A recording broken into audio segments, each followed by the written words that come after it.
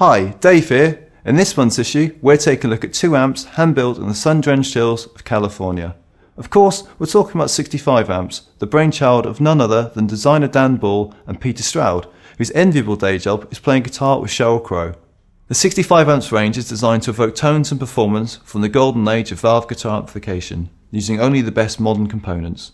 Here we have the Stone Pony and Lil Elvis, and obviously we'll be using the 65 amps bespoke 212 cab. The Lil Elvis is a single channel design with tremolo, and features controls for volume, tone, tremolo speed and intensity, and a master voltage control that winds down the power output from 12 watts to around 2 watts.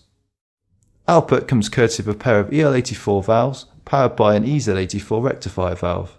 On the back we have a speaker output, 8 and 16 ohm impedance and a send and return effects loop.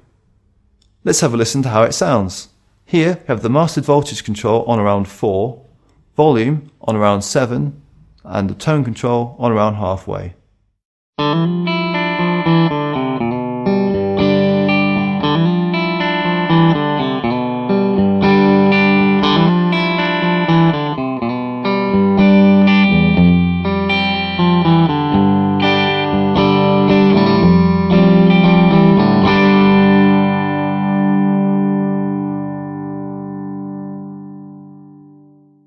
Like the rest of the amp's meticulous build and sound quality, the tremolo is no mere afterthought.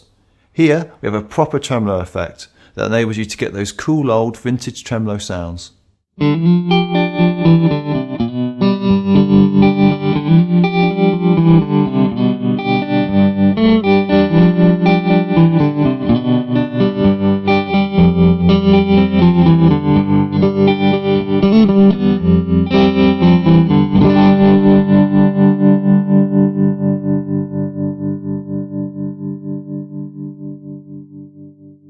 The bump switch takes things up a notch, adding a little grit and a slightly more elastic feel.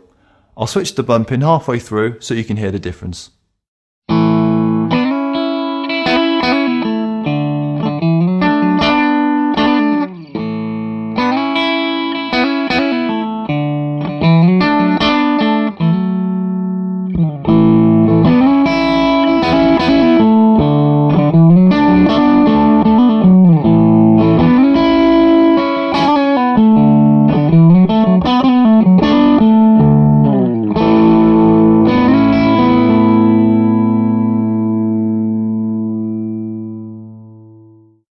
The Stone Pony, named after an infamous New Jersey venue, is a different beast altogether.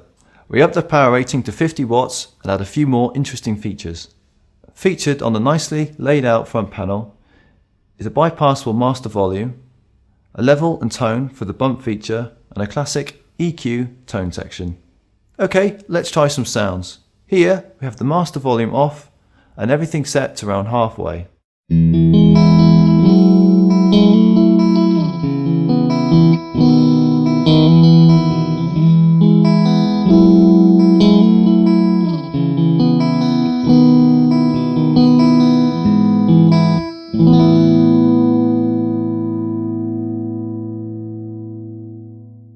Now, let's see what tones we can get at lower volumes when the master volume is switched in.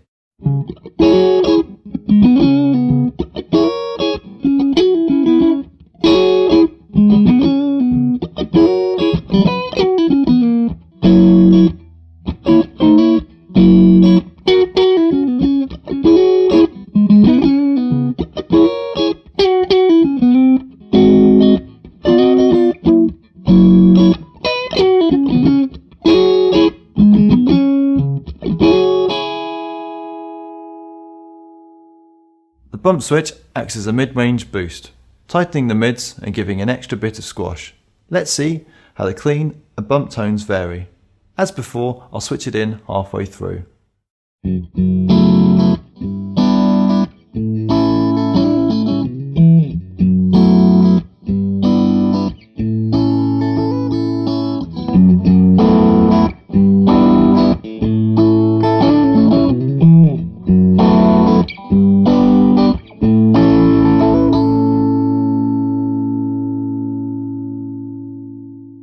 Now let's see how the rotary bump level control affects the tone.